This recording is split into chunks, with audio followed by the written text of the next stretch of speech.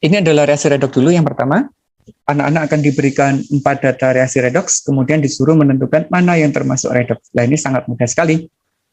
Caranya adalah tinggal menentukan perubahan bilangan oksidasi di masing-masing. Jika ada biloks yang berubah, atom yang biloks yang berubah, pasti dia mengalami reaksi redoks. Langsung kita cek. Zn awalnya 0, jadi plus Sn-nya plus 2. Jadi Zn plus 2 dan 0. Zn-nya berubah, Sn-nya berubah, pasti dia redoks. Kalau 1 redoks, 3 pasti redoks. Sedangkan yang 2, Cr yang di sini, biloksnya adalah positif 6, yang di sini juga positif 6. Hidrogennya di sini 1, di sini 1. Karena dia sama, berarti dia tidak redoks. Kalau 1 redoks, 2 tidak redoks, berarti jawabannya adalah 1 dan 3. Ya, gitu ya. Mg-nya kan berubah. Ini dari 0 menjadi plus 2, plus 1, 0. Yang Ca plus 2, di situ plus 2, dan sebagainya tidak berubah. Maka jawabannya adalah yang 1 dan 3. Yang kedua, ada reaksi redoks, kita disuruh menganalisis saja. Ini mudah. Asalkan kita bisa menentukan biloksnya, langsung selesai. Ini biloksnya 0, N-nya positif 5, Sn-nya positif 4, N-nya di sini positif 4. Yang A, Sn dalam SnO2 adalah positif 4. Ini ya, berarti benar. Yang sebagai oksidator adalah NO3. 5 ke 4 turun, mengalami reduksi, berarti dia sebagai oksidator, berarti benar. Nah, gitu. 1 benar, 3 benar, 2 benar. Tinggal cek yang 4. Oksidatornya adalah Sn. Sn mengalami oksidasi, berarti dia sebagai reduktor. Maka salah. Jadi jawabannya 1, 2, dan 3. Ini mudah kategori yang kayak ini. Yang kedua adalah sel volta. Anak-anak nanti dikasih gambar sel volta, kemudian dikasih notasi sel, disuruh mencari pernyataan yang benar. Cu-nya potensialnya positif, Zn-nya negatif. Berarti kalau ditaruh dari volta, Zn lebih kiri daripada Cu. Zn mengalami oksidasi di anoda, Cu-nya mengalami reduksi di katoda. Maka notasi selnya bukan Cu yang teroksidasi, tapi Zn yang teroksidasi. Berarti yang ini salah. Reaksinya, Zn teroksidasi. Nah ini ya. Terus Cu-nya terreduksi. Berapa potensialnya? Potensialnya tinggal kita jumlah aja. Ini yang miliknya Zn, awalnya dia adalah reduksi potensialnya, sekarang dia mengalami reaksi oksidasi, maka tandanya diubah menjadi plus 0,76, ini ditambah 0,34 karena nggak berubah, maka 1,1 volt. Berarti jawabannya benar adalah yang B. Elektron itu mengalir dari oksidasi ke reduksi, berarti dari anoda Zn menjadi ke arah Cu, berarti kebalik ini. Reaksinya spontan, sel volta selalu spontan. Jumlah Zn dalam larutan berkurang, harusnya bertambah. Karena Zn teroksidasi, berarti di sini akan semakin banyak jumlah ion Zn2+.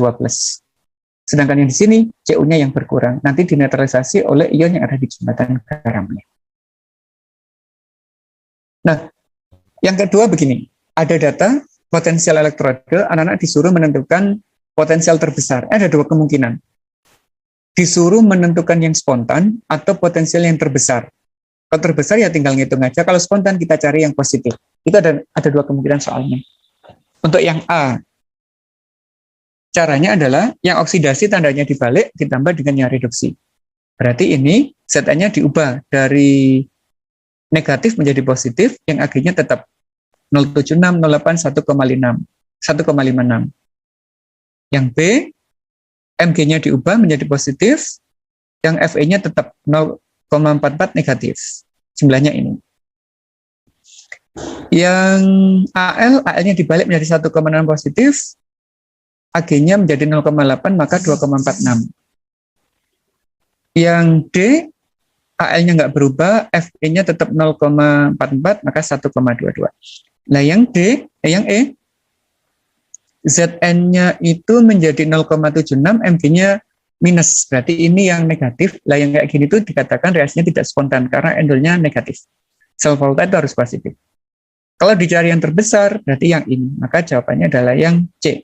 Saat Al dan Ag dijadikan kombinasi sel volta. Ini soal AKM, ada skema sel, kemudian disuruh mencari pernyataan benar atau salah. Ini minus 0, minus 2, ini minus 0, maka logam X itu lebih kiri daripada yang Y. X-nya teroksidasi di anoda, Y-nya tereduksi di katoda. Lah potensial selnya, berarti ini tinggal dibalik saja menjadi positif karena oksidasi ya, ini biarkan. Maka 2,21. Pertanyaan pertama salah. Elektron mengalir dari X ke Y. Benar ya? Logam X bertindak sebagai katoda. X harusnya anoda, berarti ini salah. Notasinya adalah X, X2 plus, Y2 plus, Y. Benar. Reaksi yang terjadi di logam X adalah X teroksidasi. Benar. Berarti jawabannya ada 3 benar dan 2 salah. Asalkan kita bisa menentukan posisi ini, mana yang kiri, mana yang kanan, pasti terjawab ke bawahnya.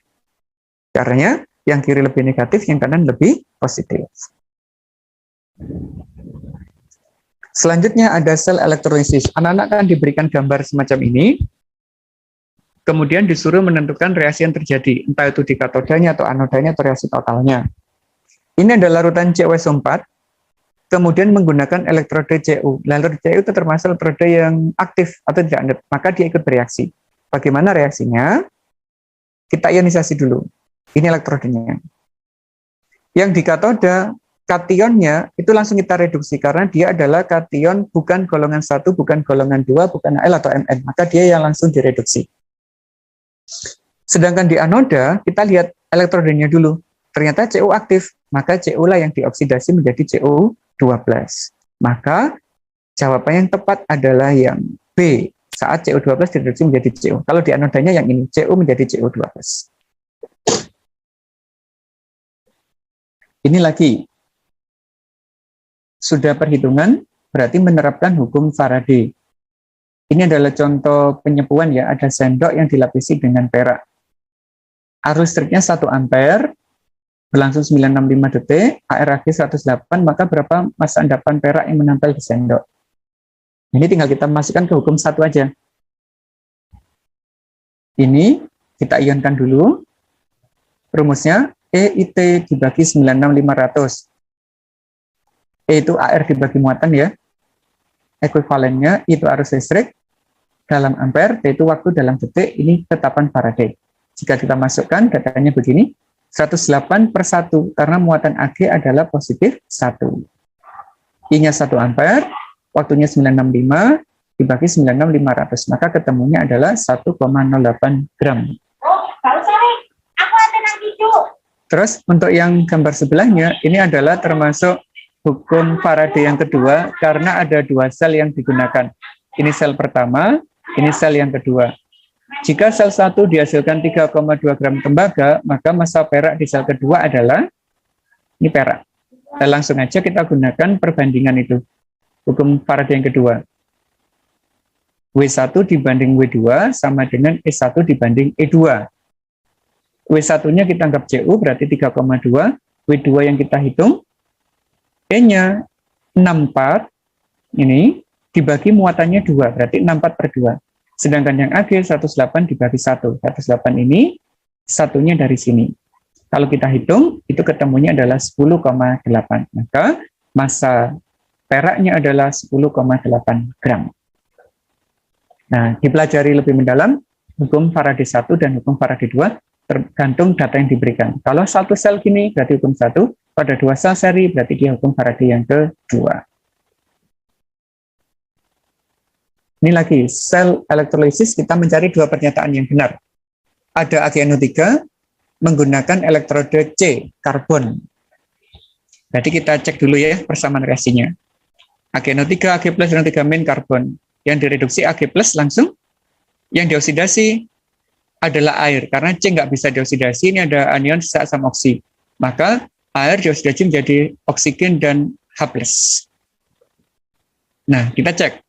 Apakah mengubah energi kimia menjadi listrik? Nah, ini kebalik. Kalau elektrolisis itu mengubah listrik menjadi energi kimia. Berarti ini salah. Anodanya ini, H2O menjadi O2. Benar ya, berarti. Kemudian di anoda tergantung pada anion larutan. Nah, untuk yang di anoda tidak hanya tergantung pada anion, tapi yang diprioritaskan adalah elektrodenya.